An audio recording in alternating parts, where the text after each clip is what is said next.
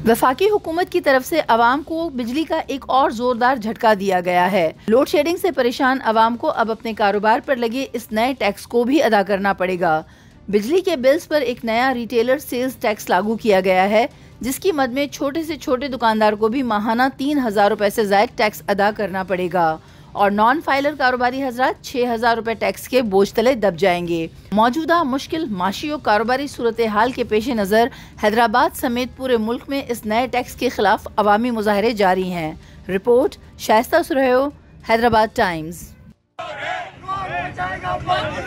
इमरान खान, इमरान खान, कौन